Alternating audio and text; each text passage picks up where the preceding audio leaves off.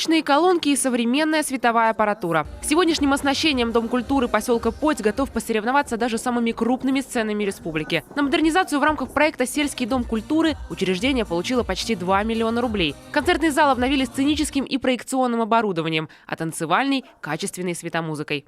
Вот вчера у нас прошел концерт дома к Дню матери. Практически было 200 человек на концерте. Да. А жителей у нас около 1000 человек. Ходят, пользуются, да, концерты пользуются успехом. Свои местные концерты очень любят, потому что выступают дети, выступают сами же жители. Друг на друга приходят посмотреть, очень любят. Провели здесь и косметический ремонт, правда, частично. Второй этаж требует капитальных обновлений. На стенах разрастается грибок. Да и туалет явно отпугивает посетителей. Решить проблему можно по опыту ДК в Югодьяе Усть-Куломского района. И здесь Минкульт обещает посодействовать. Следующая остановка у нового стадиона, и тоже в Подзе. С приобретением хоккейной коробки поселению помог гигант на Вычегде, а установили ее сами жители поселка. После подключилась местная ДРСУ. Полностью сделали нам площадочку на катке, а сейчас нам нужно, чтобы заливать и чтобы летом мы могли заниматься, мы должны взять покрытие дальнего поля. Покрытие, конечно, дорогостоящее удовольствие, больше 2 миллионов. Надеемся на софинансирование, тоже с местного бюджета, и плюс Минсельхоз. Завершается в Подзе и строительство площадки временного хранения твердых бытовых отходов. Таких мини-полигонов в районе будет 3. Возводятся они также в Кажеме и Вижью. Срок до конца года. Проект был разработан еще в 2013 году. В 2014 это все прошло как раз экспертизу, экологическую экспертизу. В 2014 году уже по Кайгородку была построена дорога и были проведены электросети. И вот, получается, этот проект, наконец-то мы тоже с Минприроды работали. В 2017-2018 год мы вошли в адресную программу инвестиционную. И вот сейчас уже завершаем. С площадок временного складирования мусор будут увозить на межпоселенческий полигон в Кайгородке. Его возведение тоже на финальном этапе. Через пару дней установят весы и пресс и будут готовы к приемке. Отходы начнут даже сортировать. Полезные фракции, такие как картон, металл и пластик, запрещенные к захоронению, впервые в районе начнут изыматься. То, что не будет использоваться, то, что подлежит захоронению, оно будет размещаться на картах, специальные карты.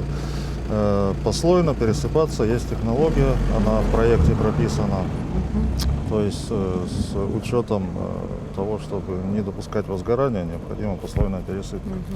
Основная проблема наша вот тех горящих полигонов – это вот несоблюдение технологий, поэтому они и горят. Личный прием граждан – следующий пункт в рабочем графике. Среди тем для обсуждения проблема с вводом нового кассового оборудования у сельских предпринимателей, брошенные лесные участки и отсутствие путевок для детей-инвалидов. У нас 44 ребенка. Из них 20 точно должны обеспечиваться путевками, и у них есть прописано это в ИПРЕ, но тем не менее люди ждут годами и просто потом уже отказываются от всего вот этого. Несколько звонков и ряд вопросов решаются прямо на месте. Все сигналы останутся под личным контролем депутата Госдумы. Дальше Кайгородский краеведческий музей. Вместе с библиотекой он разместился в аварийном здании. Причем переехал сюда только в 2012-м. Руководство музея предпочло его новому ДК. Там учреждение должно было занять подвальное помещение, которое не подошло по температурному режиму. В итоге фонд остался на проблемном месте с покосившимися стенами и регулярными потопами. Мы обычно ждем весны, а тут в этом году у нас случилось летом. Поэтому очень сердце болит за фонды, прежде всего. И все равно с каждым годом площадя нужно увеличивать. Хотелось бы новую экспозицию составить. За 6 лет на отрасль культуры в регионе с федерального бюджета выделят 274 миллиона рублей. Деньги пойдут на приобретение автоклубов, оснащение кинозалов, строительство культурного центра. Отдельная строка – оснащение школ искусств музыкальными инструментами. В следующем году на это предусмотрено больше 26 миллионов рублей. Но приоритет будет отдаваться учреждениям, где реализуется предпрофессиональная программа, с чем на селе большие проблемы.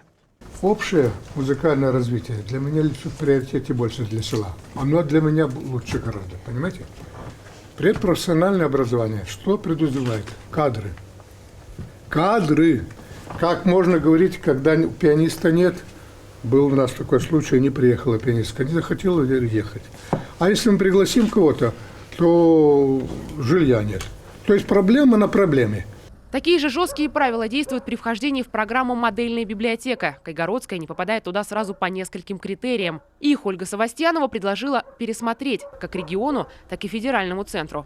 Республика входит в проекты национальные по определенным требованиям. Мы смотрим, насколько эти требования, вот сейчас в ходе обсуждения выяснили, что далеко не все они учитывают особенности. Особенности севера, особенности сельских территорий. Значит, что надо эти требования корректировать. Более того, есть вопросы, которые сегодня не учтены в федеральном бюджете. И опять-таки они с очень серьезной финансовой нагрузкой. Значит, мы опять будем ставить вопрос о том, чтобы федеральный бюджет подключился к решению этих проблем. Коммютерное оснащение, оплата коммунальных услуг, пополнение библиотечного фонда, приобретение автобуса. Вопросов у работников культуры в Кайгородке накопилась масса. В Минкульте обязались рассмотреть их до конца года. Ольга Савастьянова тем временем обещала помочь музею и библиотеке с вхождением в федеральную программу, чтобы возвести новые культурные объекты. Таисия Жакова, Олег Юшков, телеканал Юрган, Кайгородский район.